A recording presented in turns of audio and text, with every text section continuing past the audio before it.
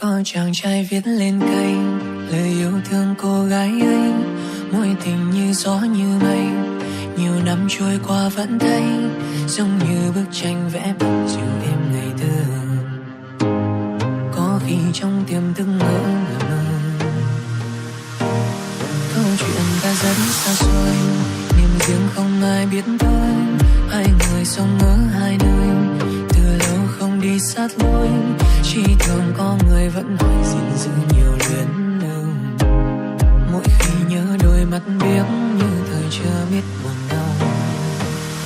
Ngày cô ấy đi theo chân mẹ cha, chàng trai ba ba từ xa trong tim hụt hẫng như mất một thứ gì.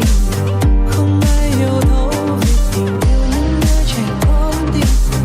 Vu vơ qua nhanh đâu nghĩ rằng từng từ đến dài như thế. Đời muôn ngã mang số kiếp đổi thay, rồi khi tình cờ gặp lại hãy thân phận khác do tên người vẫn vậy. Có một người vẫn vậy thì ra xa nhau là mất thôi. Tay không chung đôi, chỉ giấc mơ vẫn còn bồi hồi trọn đời.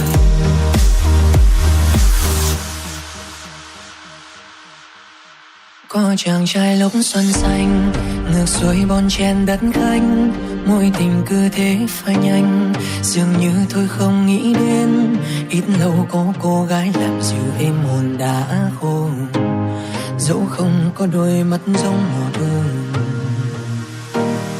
Câu chuyện đáng lẽ xa xôi, niềm riêng không ai nhắc tới, nhưng rồi xa cách ngăn khơi.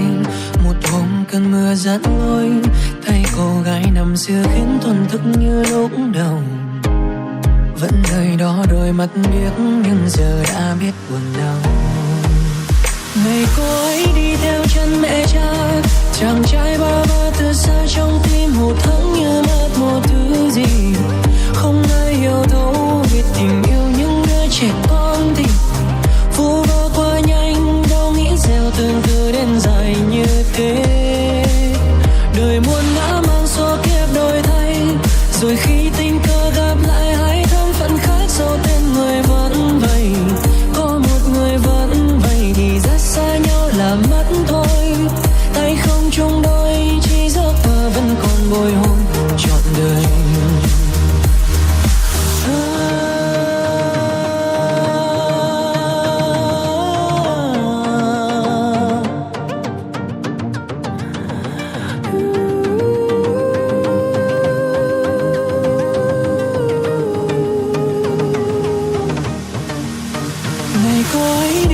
Chân mẹ cha, chàng trai ba ba từ xa trong tim hụt hẫng như mất một thứ gì.